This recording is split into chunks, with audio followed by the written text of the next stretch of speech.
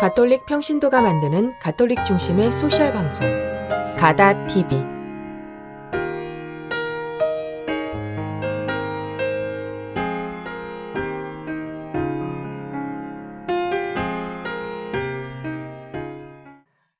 오늘은 루카복음 18장부터 20장까지 낭독하겠습니다.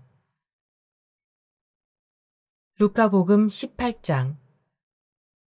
과부의 청을 들어주는 불의한 재판관의 비유. 예수님께서는 낙심하지 말고 끊임없이 기도해야 한다는 뜻으로 제자들에게 비유를 말씀하셨다. 어떤 고을에 하느님도 두려워하지 않고 사람도 대수롭지 않게 여기는 한 재판관이 있었다. 또 그 고을에는 과부가 한 사람 있었는데 그는 줄곧 그 재판관에게 가서 저와 저의 적대자 사이에 올바른 판결을 내려주십시오 하고 졸랐다.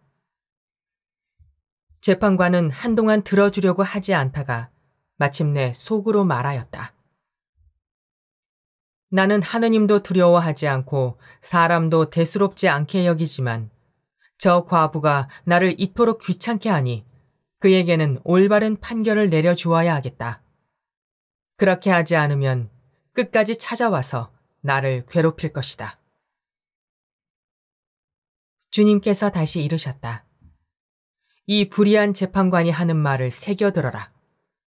하느님께서 당신께 선택된 이들이 밤낮으로 부르짖는데 그들에게 올바른 판결을 내려주지 않으신 채 그들을 두고 미적거리시겠느냐. 내가 너희에게 말한다. 하느님께서는 그들에게 지체 없이 올바른 판결을 내려주실 것이다. 그러나 사람의 아들이 올 때에 이 세상에서 믿음을 찾아볼 수 있겠느냐. 바리사이와 세리의 비유. 예수님께서는 또 스스로 의롭다고 자신하며 다른 사람들을 업신여기는 자들에게 이 비유를 말씀하셨다. 두 사람이 기도하러 성전에 올라갔다. 한 사람은 바리사이였고 다른 사람은 세리였다. 바리사이는 꼿꼿이 서서 혼잣말로 이렇게 기도하였다. 오 하느님, 제가 다른 사람들, 강도짓을 하는 자나 불의를 저지르는 자나 간음을 하는 자와 같지 않고 저 세리와도 같지 않으니 하느님께 감사드립니다. 저는 일주일에 2번 단식하고 모든 소득의 11조를 바칩니다. 그러나 세리는 멀찍이 서서 하늘을 향하여 눈을 들 엄두도 내지 못하고 가슴을 치며 말하였다. 오 하느님, 이 죄인을 불쌍히 여겨주십시오. 내가 너희에게 말한다. 그 바리사이가 아니라 이 세리가 의롭게 되어 집으로 돌아갔다. 누구든지 자신을 높이는 이는 낮아지고 자신을 낮추는 이는 높아질 것이다. 어린이들을 사랑하시다. 사람들이 아이들까지 예수님께 데리고 와서 그들을 쓰다듬어 달라고 하였다. 그러자 제자들이 사람들을 꾸짖었다. 예수님께서는 그 아이들을 가까이 불러놓고 이르셨다. 어린이들이 나에게 오는 것을 막지 말고 그냥 놓아두어라. 사실 하느님의 나라는 이 어린이들과 같은 사람들의 것이다. 내가 진실로 너희에게 말한다. 어린이와 같이 하느님의 나라를 받아들이지 않는 자는 결코 그곳에 들어가지 못한다. 하느님의 나라와 부자. 어떤 권력가가 예수님께 선하신 스승님, 제가 무엇을 해야 영원한 생명을 받을 수 있습니까? 하고 물었다. 그러자 예수님께서 그에게 이르셨다. 어찌하여 나를 선하다고 하느냐? 하느님 한 분 외에는 아무도 선하지 않다. 너는 계명들을 알고 있지 않느냐? 간음해서는 안 된다. 살인해서는 안 된다. 도둑질해서는 안 된다. 거짓 증언을 해서는 안 된다. 아버지와 어머니를 공경하여라. 그가 예수님께 그런 것들은 제가 어려서부터 다 지켜왔습니다 하고 대답하였다. 예수님께서는 이 말을 들으시고 그에게 이르셨다. 너에게 아직 모자란 것이 하나 있다. 가진 것을 다 팔아 가난한 이들에게 나누어 주어라. 그러면 네가 하늘에서 보물을 차지하게 될 것이다. 그리고 와서 나를 따라라. 그는 이 말씀을 듣고 매우 슬퍼하였다. 그가 큰 부자였기 때문이다. 예수님께서는 그가 매우 슬퍼하는 것을 보고 말씀하셨다. 재물을 많이 가진 자들이 하느님 나라에 들어가기는 참으로 어렵다. 부자가 하느님 나라에 들어가는 것보다 낙타가 바늘귀로 들어가는 것이 더 쉽다. 이 말씀을 들은 사람들은 그러면 누가 구원받을 수 있는가 하고 말하였다. 예수님께서 이르셨다. 사람에게는 불가능한 것이라도 하느님께는 가능하다. 따름과 보상. 그때 베드로가 말하였다. 보시다시피 저희는 가진 것을 버리고 스승님을 따랐습니다. 예수님께서 그들에게 말씀하셨다. 내가 진실로 너희에게 말한다. 누구든지 하느님의 나라 때문에 집이나 아내, 형제나 부모나 자녀를 버린 사람은 현세에서 여러 곱절로 되받을 것이고 내세에서는 영원한 생명을 받을 것이다. 순환과 부활을 세 번째로 예고하시다. 예수님께서 12 제자를 데리고 가시며 그들에게 이르셨다. 보다시피 우리는 예루살렘으로 올라가고 있다. 이제 사람의 아들에 관하여 예언자들이 기록한 모든 일이 이루어질 것이다. 사람의 아들은 다른 민족 사람들에게 넘겨질 터인데 그들은 사람의 아들을 조롱하고 모욕하며 침뱉을 것이다. 또 채찍질하고 나서 그를 죽일 것이다. 그러나 사람의 아들은 사흘 만에 다시 살아날 것이다. 제자들은 이 말씀 가운데 아무것도 깨닫지 못하였다. 이 말씀의 뜻이 그들에게 감추어져 있어서 말씀하신 것을 알아듣지 못하였던 것이다. 예리코에서 눈먼이를 고치시다. 예수님께서 예리코에 가까이 이르셨을 때의 일이다. 어떤 눈먼이가 길가에 앉아 구걸하고 있다가 군중이 지나가는 소리를 듣고 무슨 일이냐고 물었다. 사람들이 그에게 나자렛 사람 예수님께서 지나가신다 하고 알려주자 그가 예수님 다윗의 자손이시여 저에게 자비를 베풀어 주십시오 하고 부르짖었다. 앞서 가던 이들이 그에게 잠자코 있으라고 꾸짖었지만 그는 더욱 큰 소리로 다윗의 자손이시여 저에게 자비를 베풀어 주십시오 하고 외쳤다. 예수님께서 걸음을 멈추시고 그를 데려오라고 분부하셨다. 그가 가까이 다가오자 예수님께서 그에게 물으셨다. 내가 너에게 무엇을 해주기를 바라느냐? 그가 주님, 제가 다시 볼 수 있게 해주십시오 하였다. 예수님께서 그에게 다시 보아라. 내 믿음이 너를 구원하였다 하고 이르시니 그가 즉시 다시 보게 되었다. 그는 하느님을 찬양하며 예수님을 따랐다. 군중도 모두 그것을 보고 하느님께 찬미를 드렸다. 19장 예수님과 자케오. 예수님께서 예리코에 들어가시어 거리를 지나가고 계셨다. 마침 거기에 자케오라는 사람이 있었는데 그는 세관장이고 또 부자였다. 그는 예수님께서 어떠한 분이신지 보려고 애썼지만 군중에 가려 볼 수가 없었다. 키가 작았기 때문이다. 그래서 앞질러 달려가 돌 무화과 나무로 올라갔다. 그곳을 지나시는 예수님을 보려는 것이었다. 예수님께서 거기에 이르러 위를 쳐다보시며 그에게 이르셨다. 자케오야, 얼른 내려오너라. 오늘은 내가 내 집에 머물러야 하겠다. 자케오는 얼른 내려와 예수님을 기쁘게 맞아들였다. 그것을 보고 사람들은 모두 저희가 죄인의 집에 들어가 묵는군 하고 투덜거렸다. 그러나 자케오는 일어서서 주님께 말하였다. 보십시오, 주님. 제 재산의 반을 가난한 이들에게 주겠습니다. 그리고 제가 다른 사람의 것을 횡령하였다면 4곱절로 갚겠습니다. 그러자 예수님께서 그에게 이르셨다. 오늘 이 집에 구원이 내렸다. 이 사람도 아브라함의 자손이기 때문이다. 사람의 아들은 잃은 이들을 찾아 구원하러 왔다. 미나의 비유. 사람들이 이 말씀을 듣고 있을 때에 예수님께서는 비유 하나를 덧붙여 말씀하셨다. 예수님께서 예루살렘에 가까이 이르신 데다 사람들이 하느님의 나라가 당장 나타나는 줄로 생각하고 있었기 때문이다. 그리하여 예수님께서 이르셨다. 어떤 귀족이 왕권을 받아오려고 먼 고장으로 떠나게 되었다. 그래서 그는 종 10사람을 불러 10미나를 나누어 주며 내가 올 때까지 벌이를 하여라 하고 그들에게 일렀다. 그런데 그 나라 백성은 그를 미워하고 있었으므로 사절을 뒤따라 보내어 저희는 이 사람이 저희 임금이 되는 것을 바라지 않습니다 하고 말하게 하였다. 그러나 그는 왕권을 받고 돌아와 자기가 돈을 준 종들이 벌이를 얼마나 하였는지 알아볼 생각으로 그들을 불러오라고 분부하였다. 첫째 종이 들어와서 주인님, 주인님의 한 미나로 10미나를 벌어들였습니다 하고 말하였다.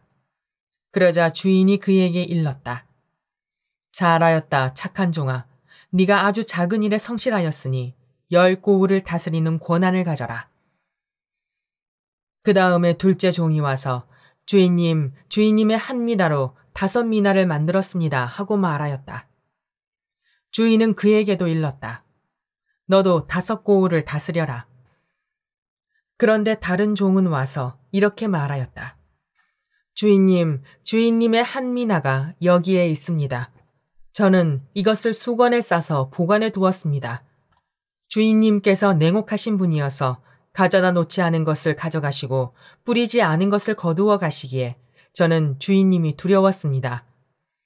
그러자 주인이 그에게 말하였다. 이 악한 종아, 나는 네 입에서 나온 말로 너를 심판한다. 내가 냉혹한 사람이어서 가져다 놓지 않은 것을 가져가고 뿌리지 않은 것을 거두어 가는 줄로 알고 있었다는 말이냐? 그렇다면 어찌하여 내 돈을 은행에 넣지 않았더냐? 그리하였으면 내가 돌아왔을 때 내 돈에 이자를 붙여 되찾았을 것이다. 그러고 나서 곁에 있는 이들에게 일렀다. 저자에게서 그 한 미나를 빼앗아 10미나를 가진 이에게 주어라. 그러자 그들이 주인에게 말하였다. 주인님, 저희는 10미나나 가지고 있습니다. 내가 너희에게 말한다. 누구든지 가진 자는 더 받고 가진 것이 없는 자는 가진 것마저 빼앗길 것이다. 그리고 내가 저희들의 임금이 되는 것을 바라지 않은 그 원수들을 이리 끌어다가 내 앞에서 처형하여라.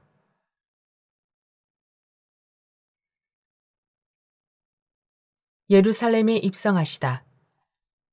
예수님께서는 앞장서서 예루살렘으로 오르는 길을 걸어가셨다. 올리브 산이라고 불리는 곳 근처 베파게와 베타니아에 가까이 이르셨을 때 예수님께서 제자 둘을 보내며 말씀하셨다. 맞은 쪽 동네로 가거라. 그곳에 들어가면 아직 아무도 탄 적이 없는 어린 나귀 한 마리가 매여 있는 것을 보게 될 것이다. 그것을 풀어 끌고 오너라. 누가 너희에게 왜 푸는 거요 하고 묻거든 이렇게 대답하여라. 주님께서 필요하시답니다. 분부를 받던 이들이 가서 보니 예수님께서 말씀하신 그대로였다. 그래서 그들이 어린 나귀를 푸는데 그 주인이 왜 그 어린 나귀를 푸는 거요 하고 물었다. 그들은 주님께서 필요하시답니다 하고 대답하였다. 그리고 그 어린 나귀를 예수님께 끌고 와 그 위에 자기들의 겉옷을 걸치고 예수님을 거기에 올라타시게 하였다. 예수님께서 나아가실 때에 그들은 자기들의 겉옷을 길에 깔았다. 예수님께서 어느덧 올리브산 내리막길에 가까이 이르시자 제자들의 무리가 다 자기들이 본 모든 기적 때문에 기뻐하며 큰 소리로 하느님을 찬미하기 시작하였다. 그들은 이렇게 말하였다. 주님의 이름으로 오시는 분, 임금님은 복되시어라. 하늘의 평화, 지극히 높은 곳의 영광. 군중 속에 있던 바리사이 몇 사람이 예수님께 스승님, 제자들을 꾸짖으십시오 하고 말하였다. 그러자 예수님께서 대답하셨다. 내가 너희에게 말한다. 이들이 잠자코 있으면 돌들이 소리 지를 것이다. 예루살렘의 멸망을 예고하며 우시다. 예수님께서 예루살렘에 가까이 이르시어 그 도성을 보고 우시며 말씀하셨다. 오늘 너도 평화를 가져다 주는 것이 무엇인지 알았더라면. 그러나 지금 내 눈에는 그것이 감추어져 있다. 그때가 너에게 닥쳐올 것이다. 그러면 너의 원수들이 내 둘레에 공격 축대를 쌓은 다음 너를 애워싸고 사방에서 조여들 것이다. 그리하여 너와 내 안에 있는 자녀들을 땅바닥에 내동댕이 치고 내 안에 돌 하나도 다른 돌 위에 남아있지 않게 만들어버릴 것이다. 하느님께서 너를 찾아오신 때를 내가 알지 못하였기 때문이다. 성전을 정화하시다. 예수님께서 성전에 들어가시어 물건을 파는 이들을 쫓아내기 시작하시며 그들에게 말씀하셨다. 나의 집은 기도의 집이 될 것이다 라고 기록되어 있다. 그런데 너희는 이곳을 강도들의 소굴로 만들어버렸다. 예수님께서는 날마다 성전에서 가르치셨다. 수석 사제들과 율법학자들과 백성의 지도자들은 예수님을 없앨 방법을 찾았다. 그러나 어떻게 해야 하는지 그 방도를 찾지 못하였다. 온 백성이 그분의 말씀을 듣느라고 곁을 떠나지 않았기 때문이다. 20장 예수님의 고난을 문제 삼다. 예수님께서 어느 날 성전에서 백성을 가르치시며 복음을 전하고 계시는데 수석 사제들과 율법학자들이 원로들과 함께 다가와 예수님께 말하였다. 당신이 무슨 권한으로 이런 일을 하는지 또 당신에게 그러한 권한을 준 이가 누구인지 말해보시오. 그러자 예수님께서 그들에게 말씀하셨다. 나도 너희에게 한 가지 물을 터이니 대답해 보아라. 요한의 세례가 하늘에서 온 것이냐 아니면 사람에게서 온 것이냐. 그들은 저희끼리 의논하였다. 하늘에서 왔다 하면 어찌하여 그를 믿지 않았느냐 하고 말할 것이오.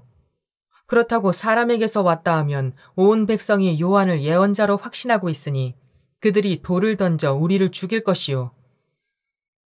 그래서 그들은 어디에서 왔는지 모른다고 대답하였다. 그러자 예수님께서 그들에게 말씀하셨다. 나도 무슨 권한으로 이런 일을 하는지 너희에게 말하지 않겠다. 포도밭 소작인의 비유. 예수님께서 백성에게 이 비유를 말씀하기 시작하셨다. 어떤 사람이 포도밭을 일구어 소작인들에게 내주고 오랫동안 멀리 떠나 있었다. 포도철이 되자 그는 소작인들에게 종 하나를 보내어 포도밭 소출에서 얼마를 내놓으라고 하였다. 그런데 소작인들은 그를 매질하고서는 빈손으로 돌려보냈다. 주인이 또 다른 종을 보냈지만 그들은 그 종도 매질하고 모욕하고 나서 빈손으로 돌려보냈다. 그리고 또 세 번째 종을 보냈더니 그들은 그 종도 상처를 입히고 내쫓아버렸다. 그래서 포도밭 주인은 어떻게 할까? 사랑하는 내 아들을 보내야겠다. 내 아들이야 존중해 주겠지 하고 말하였다.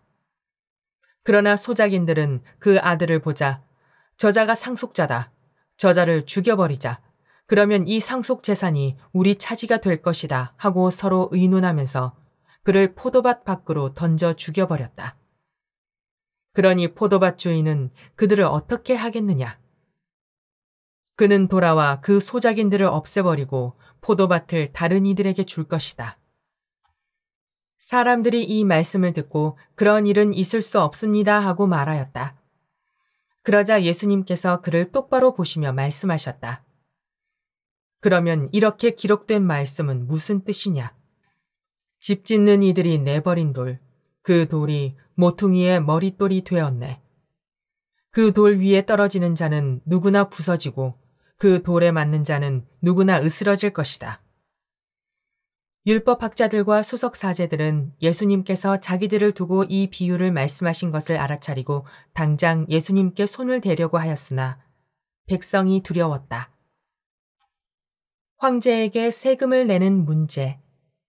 그리하여 그들은 기회를 엿보다가 선량한 사람처럼 꾸민 앞잡이들을 보내어 예수님의 말씀을 빌미로 그분을 붙잡게 하였다.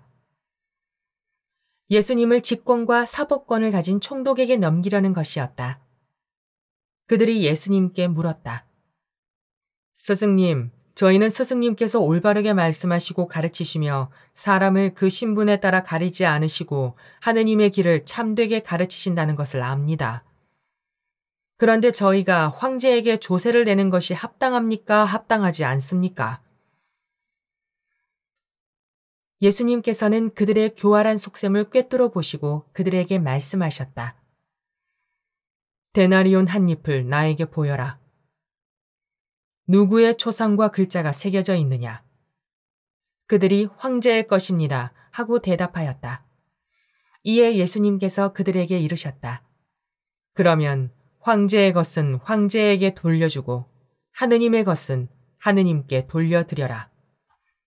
그들은 예수님께서 하신 말씀을 빌미로 백성 앞에서 그분을 붙잡지 못하였을 뿐만 아니라 그분의 답변에 경탄하며 입을 다물었다. 부활 논쟁. 부활이 없다고 주장하는 사두가이 몇 사람이 예수님께 다가와 물었다. 스승님, 모세는 어떤 사람의 형제가 자식 없이 아내를 남기고 죽으면 그 사람이 죽은 이의 아내를 맞아들여 형제의 후사를 일으켜 주어야 한다고 저희를 위하여 기록해 놓았습니다. 그런데 7 형제가 있었습니다. 마지가 아내를 맞아들였는데 자식 없이 죽었습니다. 그래서 둘째가, 그 다음에는 셋째가 그 여자를 맞아들였습니다. 그렇게 7이 모두 자식을 남기지 못하고 죽었습니다. 마침내 그 부인도 죽었습니다. 그러면 부활 때 그 여자는 그들 가운데 누구의 아내가 되겠습니까? 7이 다 그 여자를 아내로 맞아들였으니 말입니다. 예수님께서 그들에게 이르셨다. 이 세상 사람들은 장가도 들고 시집도 간다. 그러나 저 세상에 참여하고 또 죽은 이들의 부활에 참여할 자격이 있다고 판단받는 이들은 더 이상 장가드는 일도 시집가는 일도 없을 것이다. 천사들과 같아져서 더 이상 죽는 일도 없다. 그들은 또한 부활에 동참하여 하느님의 자녀가 된다. 그리고 죽은 이들이 되살아난다는 사실은 모세도 떨기나무 대목에서 주님은 아브라함의 하느님, 이사학의 하느님, 야곱의 하느님이라는 말로 이미 밝혀주었다. 그분은 죽은 이들의 하느님이 아니라 산 이들의 하느님이시다. 사실 하느님께는 모든 사람이 살아있는 것이다. 그러자 율법학자 몇 사람이 스승님 잘 말씀하셨습니다 하였다. 사람들은 감히 그분께 더 이상 묻지 못하였다. 다윗의 자손이시며 주님이신 예수 그리스도. 예수님께서 또 그들에게 말씀하셨다. 어찌하여 사람들이 메시아가 다윗의 자손이라고 말하느냐? 다윗 자신이 시편에서 말한다. 주님께서 내 주님께 말씀하셨다. 내 오른쪽에 앉아라. 내가 너의 원수들을 내 발판으로 삼을 때까지. 이렇게 다윗이 메시아를 주님이라고 부르는데 어떻게 메시아가 다윗의 자손이 되겠느냐? 율법학자들을 조심하여라. 예수님께서는 모든 백성이 듣고 있는 가운데 제자들에게 이르셨다. 율법학자들을 경계하여라. 그들은 긴 겉옷을 입고 나다니기를 즐기고 장터에서 인사받기를 좋아하며 회당에서는 높은 자리를, 잔치 때에는 윗자리를 좋아한다. 그들은 과부들의 가산을 등쳐먹으면서 남에게 보이려고 기도는 길게 한다. 이러한 자들은 더욱 엄중히 단죄를 받을 것이다. 주님의 말씀입니다. 그리스도님 찬미합니다. 루카복음 18장부터 20장까지 낭독하였습니다.